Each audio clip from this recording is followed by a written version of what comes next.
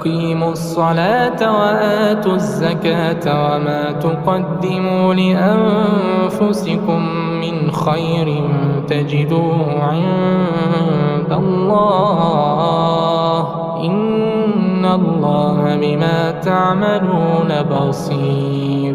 وقالوا لن يدخل الجنة إلا من كان هودا أو نصارى تلك أمانيهم قل هاتوا برهانكم إن كنتم صادقين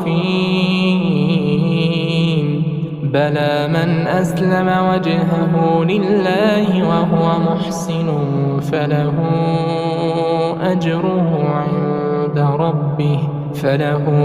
أجره عند ربه ولا خوف عليهم ولا هم يحزنون.